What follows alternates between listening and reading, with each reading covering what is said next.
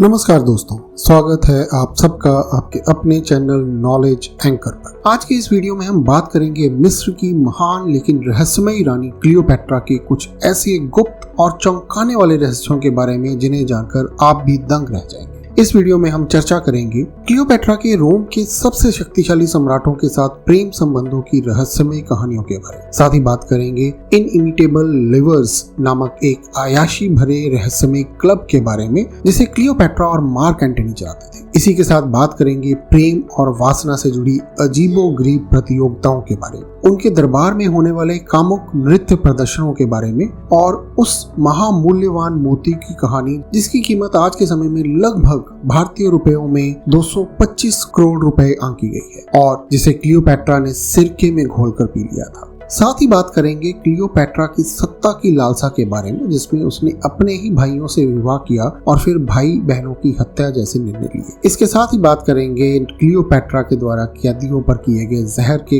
खतरनाक प्रयोगों के बारे में। तो दोस्तों चलिए शुरू करते हैं इतिहास की सबसे रहस्यमयी रानी की असली कहानी क्लियोपैट्रा के गुप्त राजों के बारे में। लेकिन उससे पहले चैनल को जरूर सब्सक्राइब कर लें और बेल आइकन दबाना बिल्कुल मत भूलिएगा ताकि ऐसे ही रोचक वीडियो आप तक सबसे पहले पहुंचे। क्लियोपैट्रा मिस्र की अंतिम रानी जो अपने अद्वितीय सुंदरता, बुद्धिमत्ता और राजनीतिक कौशल के लिए विश्व प्रसिद्ध रही है। लेकिन क्लियोपैट्रा सिर्फ एक रानी नहीं थी, वो थी एक राजनीति की चतुर खिलाड़ी, प्रेम की रणनीतिकार और सत्ता की भूखी एक ऐसी महिला जिसने अपने समय के सबसे शक्तिशाली पुरुषों को भी अपनी मोहिनी में बांध रखा था। इतिहास में क्लियोपैट्रा से जुड़े कई विवादित तथ्य और डर्टी सीक्रेट्स हैं जिनका जिक्र प्राचीन रोमन इतिहासकारों और लेखकों ने बड़े ही सनसनीखेज अंदाज में किया है। तो आइए पर्दा उठाते हैं क्लियोपैट्रा के जीवन में उन अनछुए पहलुओं से जिन्हें इतिहास ने रहस्य, विष, प्रलोभन और षड्यंत्र की चादर से ढक रखा है। क्लियोपैट्रा का जन्म 69 ईसा पूर्व मिस्र की शाही परिवार में हुआ था, लेकिन यह शाही परिवार अंदर से बुरी तरह बिखरा हुआ था। जब उसके पिता राजा टॉलमे 12वें ओलेतेस की मृत्यु हुई तब क्लियोपैट्रा मात्र 18 वर्ष की थी। राजगद्दी उसके छोटे भाई टॉलमे 13वें को सौंप दी गई। पर क्या क्लियोपैट्रा जैसी महत्वाकांक्षी और साहसी युवती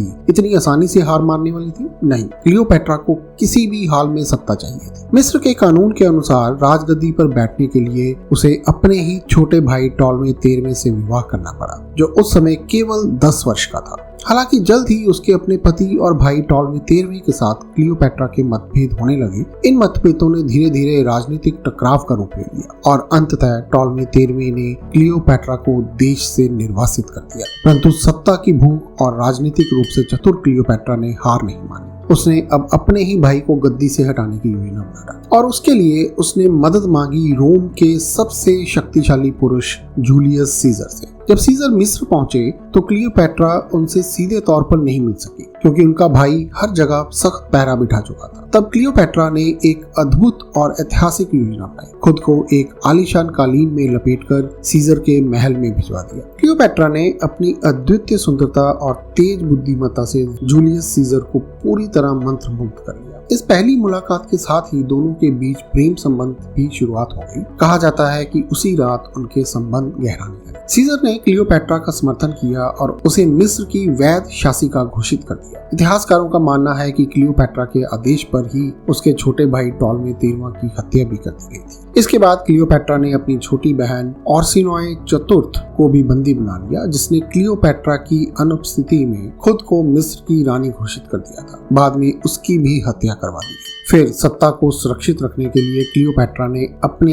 एक और छोटे भाई टॉलमे 14वें से भी विवाह कर लिया। उसकी आयु उस वर्ष मात्र 12 वर्ष थी। यहाँ यह जान लेना भी रोचक है कि जब क्लियोपैट्रा ने टॉलमे 14वें से विवाह किया तब वह पहले से ही जूलियस सीजर के साथ प्रेम संबंध में भी थी। यह विवाह केवल सत्ता की मजबूती के लिए किया गया था और हैरानी की बात यह है कि क्लियोपैट्रा और जूलियस सीजर भी कभी औपचारिक शादी नहीं हुई। बाद में सत्ता पर अपनी पकड़ और मजबूत करने के लिए क्लियोपैट्रा ने अपने दूसरे भाई टॉलमे 14वें को भी मरवा दिया और अपने और जूलियस सीजर के पुत्र सिजेरियन के मिस्र के सिंहासन पर बिठा दिया। क्लियोपैट्रा केवल शक्ति और राजनीति की महारथी नहीं थी बल्कि वह एक ऐसी महिला थी जो जानती थी कि अपने सौंदर्य और चतुराई का इस्तेमाल कब और कैसे करना है। क्लियोपैट्रा ने पहले अपने सौंदर्य और चतुराई से जूलियस सीजर को अपने पक्ष में कर लिया और उसका पूर्ण समर्थन प्राप्त किया। लेकिन जब जूलियस सीजर की हत्या कर दी गई तो उसने बहुत ही शीघ्रता से रोम के नए शक्तिशाली शासक मार्क एंटनी को भी अपने मोहपाश में बांध दिया। मार्क एंटनी और क्लियोपैट्रा की पहली मुलाकात किसी रोमांटिक फिल्म से कम नहीं थी। जब मार्क एंटनी ने क्लियोपैट्रा को मिलने के लिए बुलाया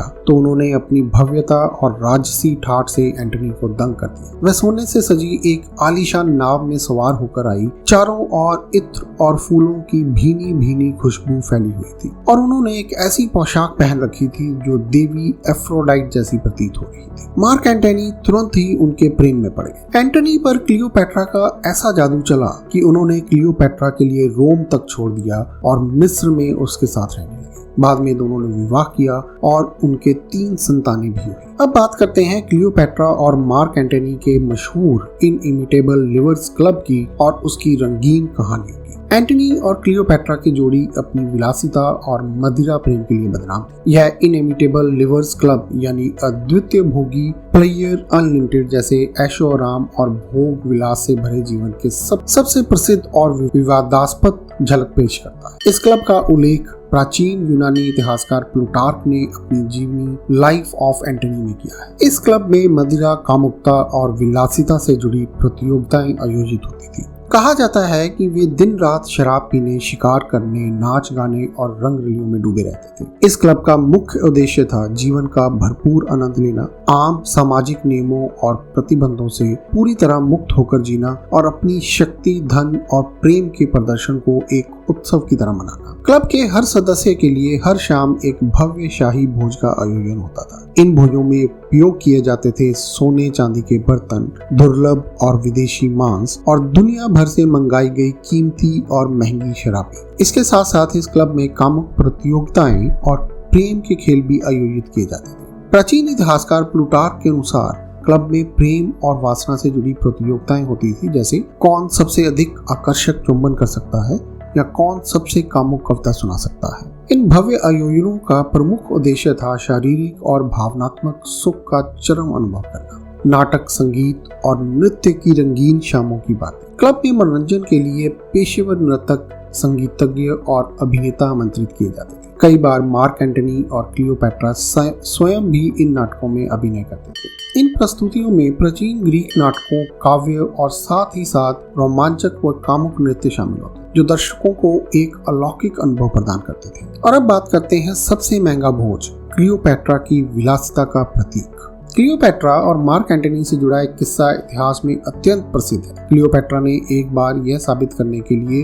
कि उसका भोज अब तक का सबसे महंगा भोज है, आज की कीमत के अनुसार करीब 225 करोड़ भारतीय रुपए का एक मोती सिरके में डालकर पी लिया था। प्रसिद्ध रोमन इतिहासकार प्लिनी द एल्डर के अनुसार क्लियोपैट्रा ने एक शर्त के तहत एक विशाल प्राकृतिक मोती को सिरके में डाल दिया और उस गिलास को बिना झिझक पी गई। उसका उद्देश्य था मार्क एंटनी को प्रभावित करना और यह दिखाना कि वह कितनी अमीर, ताकतवर और विलासिता में बेजोड़ है। प्राचीन मिस्र में मोती अत्यंत दुर्लभ और मूल्यवान माने जाते थे। वे देवताओं और उच्चतम अभिजात वर्ग का प्रतीक माने जाते। प्रसिद्ध इतिहासकार प्लिनी ने लिखा है कि वह मोती इतना विशाल और कीमती था कि क्लियोपैट्रा ने सिर्फ एक ही मोती सिरके में घोलकर पी लिया और पूरी शर्त जीत ली। मार्क एंटनी ने भी शानदार भोज देने की कोशिश की थी, लेकिन वह इस शर्त को हल्के में ले गया क्योंकि क्लियोपैट्रा ने अकेले ही उस मोती से इतनी बड़ी कीमत अदा कर दी जिसके सामने बाकी सब फीका पड़ गया। और अब एक और चौंकाने वाला सच,